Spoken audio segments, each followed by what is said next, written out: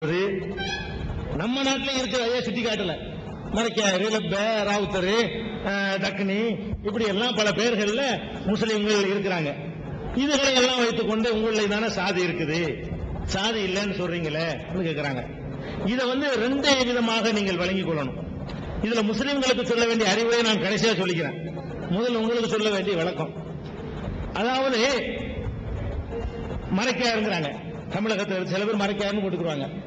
மறைக்காருன்னா என்ன? மரக்கலாயர். மரக்கலாயர்னா மறைக்காரு. மரக்கலம்னா ஓடம். ஓடம் இருக்குல்ல, படகு, அதான் மரக்கலம்.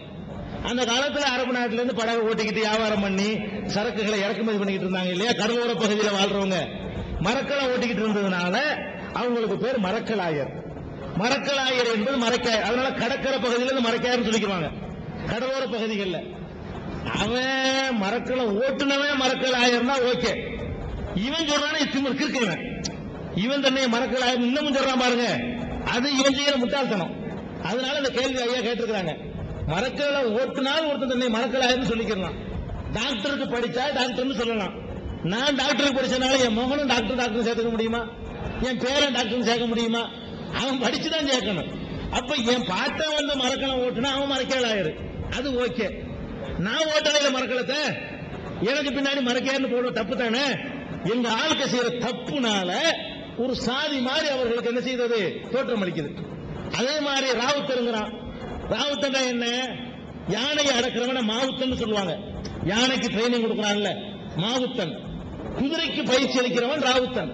தமிழ் இலக்கணப்படி அகராதிப்படி யானைக்கு பயிற்சி அளிக்கிறவன மாவுத்தம்பாங்க, குதிரைக்கு பயிற்சி அளிக்கிறவன ராவுத்தம்பாங்க. இந்த ராவுத்தண்டா யாருன்னா, அந்த அரபு குதிரைகள் ரொம்ப சண்டித்தனம் பண்ணும். அரபு நாட்டிலிருந்து குதிரைகளை இறக்குமதி பண்ணி அதை ஒழுங்காக பயிற்சி கொடுத்து எஜமானனுக்கு விசுவாசமா இருப்பதற்கான சர்க்கஸ்ல மிருகங்களுக்கு ட்ரைனிங் கொடுக்கலாம் இல்லையா, அந்த மாதிரி குதிரைகளுக்கு பயிற்சி கொடுக்கிற வேலையை அன்றைக்கு சில முஸ்லிம்கள் செய்தாங்க. அந்த குதிரைக்கு பயிற்சி கொடுத்ததுனால அவர்களுக்கு ராவுத்தர் என்று சொல்லப்பட்டார்கள்.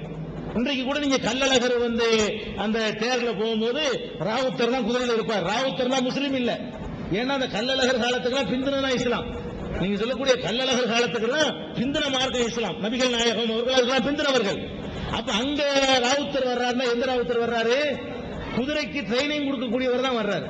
இதை நீங்க இலக்கியங்கள்ல நீங்க நிறைய பார்க்கலாம். அது பெரிய சர்ச்சைக்கு வேண்டியதில்லை. அப்ப குதிரை அப்பம் பாட்டன் குதிரைக்கு ட்ரைனிங் கொடுத்தான்னா ராவுத்தன் ஓகே. நான் கொடுக்கல, என்ன ராவுத்தன்களாமா? இவன் விளங்காம ராவுத்தன் இருக்கிறான், எங்காலுக்கு விளங்காம. இதான் ராவுத்தங்கிறது. அதே மாதிரி பட்டாணியர்கள். பட்டான்கிறது ஒரு வட இந்தியாவில் உள்ள ஒரு மாநிலம். ஒரு காலத்தில் ஏற்பட்ட வகுப்பு கலவரத்தில் அங்க வாழ முடியாமல் இங்க அகதிகளாக அந்த மக்கள் வந்தாங்க. பட்டாணி பகுதிக்காரங்க. தமிழ் அன்னைக்கு அமைதி பூங்காவா இருந்துச்சு. அங்கிருந்து வந்தவர்கள் அவங்களுக்கு தமிழ் தெரியாது. அதனால பட்டாணி ஊரை சொல்லி பட்டாணியர்கள் அப்படின்னு அழைக்கப்பட்டாங்க. நாடுகள் என்ன ஆச்சுன்னு சொன்னா அது ஒரு கோத்திரம் மாதிரி ஆக்கிட்டாங்க. அது தவறு. முஸ்லிம்கள் செஞ்சாலும் தவறு. அப்படி தங்களை ராவுத்தர் என்றோ மறைக்காரி என்றோ இப்படி எல்லாம் ஒரு பேரை போட்டுக்கிறமாறு இஸ்லாம் கற்றுத்தரவில்லை. அப்படி எல்லாம் யூஸ் பண்றது மார்க்க இஸ்லாமே தடுக்கக்கூடிய ஒரு காரியம். அதை நம்ம ஒத்துக்கிறோம். அதே நேரத்தில் ஒன்றை நீங்க புரிஞ்சுக்கணும். இப்ப ராவுத்தரும் மறைக்காரா இருந்தாலும் ராவுத்தரும் மறைக்கார் பக்கத்தில் தொழ மாட்டேன்னு சொல்ல மாட்டார். நீங்க சாதியோட ஒப்பிட முடியாது. ராவுத்தர் ஒரு தன்னை சொல்லிக்கிறாருன்னு வைங்களேன், மறைக்காரோட சேர்ந்து சாப்பிட மாட்டாரா? ஒரு தட்டுல சாப்பிடுவாரு. ராவுத்தரும் மறைக்காரும் ஒரு பிளேட்ல சாப்பிடுவாரு, பக்கத்தில் உட்கார்ந்துக்குவாரு. அவருக்கு பின்னாடி இவர் தொழுவார், இவருக்கு பின்னாடி அவர் தொழுவார். பிறப்பினால் தங்களை உயர்ந்தவர்களாக நினைத்துக் கொள்வதில்லை. அதே நேரத்தில் சம்பந்தம் பண்ற விஷயம் சொன்னாங்க பாருங்க, அதுவும் அப்படி ராவுத்தர் மறைக்காருன்னா பொண்ணு கொடுக்க மாட்டாங்க கிடையாது. ஒன்னே ஒண்ணு இருக்குங்க. என்னன்னு கேட்டா, உருது பேசக்கூடிய முஸ்லிம்கள் தமிழ் பேசுற முஸ்லிம்கள் வீட்டுல சம்பந்தம் பண்ண மாட்டாங்க. தமிழ் பேசுற முஸ்லிம்கள் உருது பேசுற வீட்டுல போய் சம்பந்தம் பண்ண மாட்டாங்க. இதுக்கு சாதி காரணம் கிடையாதுங்க. குடும்ப வாழ்க்கை சந்தோஷமா இருக்கிறதுக்கு தான். முதல்ல உட்காந்து பப்பேன்னு சொல்லிட்டு இருக்க முடியுமா? இவன் பேசுற பொண்டாடி வழங்கணுமா இல்லையா? பொண்டாடி இவனுக்கு வழங்கணுமா இல்லையா? இவன் தமிழக உறுதியை முடிச்சு போட்டு வச்சு என்ன பேசிக்கிறாங்க, என்னன்னு சந்தோஷமா இருப்பாங்க. ஒருத்தர் மகிழ்ச்சியா இருப்பதாக இருந்தால் மொழி ஒரு புரியக்கூடிய மொழி பல விஷயங்களை தேவை, அதை கவனிக்கணும். ஏன்னா ரெண்டு பேரும் சேர்ந்து வாழ போறோம். இவன் உப்பு போடுங்கிறது மிளகாய் போட்டு விட்டா என்ன கொண்டு இருக்கிறோம். சமையல் என்ன செய்வான் சொல்லுவான். அப்ப இவன் அது உருதுல சொல்ல அவன் தமிழ்ல ஒண்ணு செய்ய இது சரியா வராது. நிறைய பிரச்சனைகள் மாமனார் மாமியார் விஷயத்துல அதாவது இன்றைக்கு சமுதாய அமைப்பு நீங்க பாக்குறீங்க, மாமியார் கொடுமை எல்லாம் பாக்குறீங்க. மொழி தெரிஞ்சு நடக்கிற இடத்துல இவ்வளவு வருது. ஒரு மொழி தெரியாத மருமகளை நான் வீட்டுல வச்சுக்கிட்டு என் மாமியார் என்ன சொல்றான்னு அவளுக்கு புரியாத இடத்துல ஒண்ணு கிடக்க ஒண்ணு பண்ணி நாளைக்கு பிரிஞ்சு போறதுக்கா? அந்த நோக்கத்தில் அவர்கள் சம்பந்தம் பண்ணுவதை தவிர்த்தால் அது தப்புன்னு சொல்லக்கூடாது. அதாவது தொடக்கூடாது, தீண்டாம அப்படிங்கிற அடிப்படையில் செய்தால் தான் தப்பு. மற்றபடி ராவுத்தர் மறைக்காரெல்லாம் சம்பந்தம் நடந்துகிட்டு தான் இருக்குங்க. அதுல ஒண்ணு மார்க்கத்தில் ஒண்ணு இடையூறு கிடையாது. இந்த சண்டை பிடிச்சிக்கிற சொன்னாங்க, சண்டை பிடிச்சிக்கிறதுங்க எல்லாத்துலயும் உண்டுங்க.